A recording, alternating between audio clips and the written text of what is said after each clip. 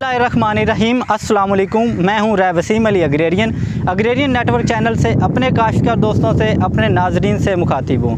काश्तकार दोस्तों, आज मैंने एक ऐसे एग्रीकल्चर एक्सपर्ट को, एक सोल साइंटिस्ट को अग्रेरियन नेटवर्क चैनल पर दावत दी है और उससे हमने पूछना है ऑर्गेनिक फार्मिंग क्या होती है, बायो फर्टिलाइज़र क्या होता है और कीमियाई खादें जो हम इस्तेमाल कर रहे होते हैं उसके नुकसानात क्या हैं हमारी ज़मीनों पर।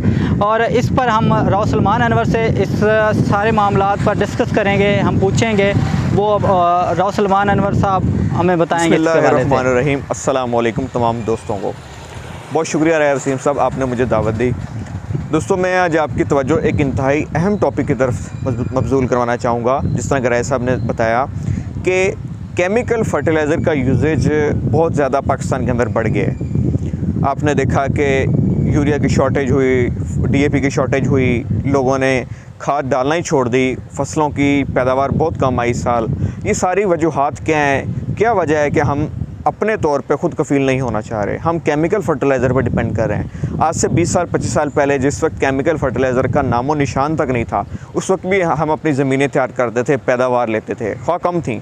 जब केमिकल फ़र्टिलाइज़र आई तो एकदम से ग्रीन रेवोल्यूशन आ गया, पैदावार बढ़ना शुरू हो गई। लेकिन उसके साथ साथ फ़र्टिलाइज़र का इस्तेमाल बहुत ज़्यादा बढ़ गया और बहसीत माशरा हम करते ही हैं कि जिस वक्त बहुत ज़्यादा चीज़ों का इस्तेमाल शुरू कर देते हैं तो उसके ऊपर बग़ैर देखे समझे हम उसका इस्तेमाल करते हैं। उसका नुकसान क्या हुआ? DAP का इस्तेमाल कर करके हमारी ज़मीनों की जो pH लेवल है वो बहुत ज़्यादा इंक्रीज़ कर गया। अब दोस्तों, आप ये जानते हैं कि pH लेवल क्या होता है? ये हाइड्रोजन और हाइड्रोक्सिल आयन का तनासब होता है। ठीक है, हाइड्रोजन आयन अगर ज़्यादा हो जाए तो pH हाई होती है, अगर हाइड्रोक्सिल आयन ज़्यादा हो तो pH लो होती है। क्या इसका नुकसान क्या होता है? हम बार बार pH कर रहे हैं, इसका नुकसान क्या होता है? जिससे pH हाई होती है तो क्या होती है कि हमारी जो 18 एलिमेंट्स हैं, माइक्रो न्यूट्रिएंट्स, जो ज़मीन के अंदर कुदरती तौर पे अल्लाह ने रखे हैं, उनकी अवेलेबिलिटी कम हो जाती है। तो अब होता ये कि हमारी ज़मीनों में, पाकिस्तान की 85% ज़मीनों में अगर आप सैंपल करवाते हैं, सॉइल सैंपल करवाते हैं, हमारी ज़मीनों की pH हाई हो चुकी है। ठीक है, 8.5 से ज़्यादा हमारी ज़मीनों की pH हो चुकी है। हमें इस pH को कम करना है, एसिडिक pH की तरफ लेकर आना है। मैं मिसाल दूंगा कि जो नॉर्दर्न एरियाज़ हैं वहाँ पर जो फार्मिंग होती है वहाँ पर बिल्कुल फर्टिलाइज़र का इस्तेमाल नहीं करते, कोई फर्टिलाइज़र नहीं डालते, कोई केमिकल फर्टिलाइज़र नहीं डालते। वजह क्या होती है? वो वजह मैं आपको बताने लगा हूँ। जिस तरह के मेरे इस वक्त मैं एक रेनाला खुर्द में म्यूचुअल फ्रूट फार्म में एक फार्म पर मौजूद हूँ, तो यहाँ पर मैंने एक ज़मीन का देखा कि यहाँ पर एसिडिक सोइल है, देखने से भी मालूम हो जाता है। अब तशरीफ़ लाइएगा, ये जो सोइल मैं आप दोस्तों को दिखाने लगा हूँ, इसके अंदर ये प्योर एसिडिक pH वाली सोइल है। आप इसमें देखेंगे लीव्स मौजूद हैं। ठीक है, ये देखें, ये प्लांट्स के जो लीव्स हैं इस पे गिरते हैं। ठीक है, लीव्स गिरते हैं, ये सारी नाइट्रोजन, सारी फास्फोरस इसके अंदर मौजूद होना शुरू होती है। आज इस ज़मीन का आप फर्टिलाइज़र करवा के देखेंगे, इस ज़मीन में आप देखेंगे कि इसमें वतर भी कितना है, इस ज़मीन में कितनी नमी कितनी है। ठीक है, ये ज़मीन हमारी सोइल्स के लिए बहुत बेहतरीन रहती है। क्या वजह है कि जो नॉर्दर्न एरियाज़ हैं, जो हिली एरियाज़ हैं, वहाँ की pH कम होती है। ठीक है, एसिडिक pH होती है। हमारे ये जो सेंट्रल पंजाब है या साउथर्न पंजाब है या सिंध के कुछ इलाके हैं, यहाँ पे हाई pH सोइल है।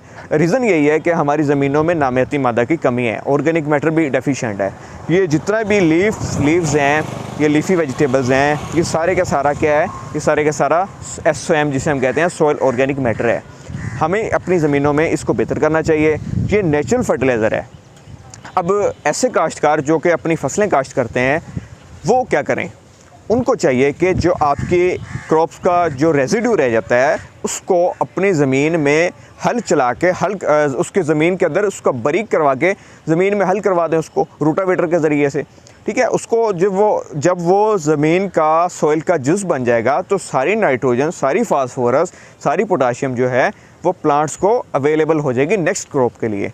तो हमें इस तरह करने से हम अपनी ज़मीन में ऑर्गेनिक कल्चर को फ़रोग़ दे सकते हैं और इससे क्या होगा? हमारी ज़मीनों के अंदर जो केमिकल फर्टिलाइज़र का यूसेज है वो काफ़ी हद तक कम हो जाएगा और इंशाल्लाह हमारी जो ज़मीनें हैं पाकिस्तान की वो ज़रखेज़ होना शुरू हो जाएंगी।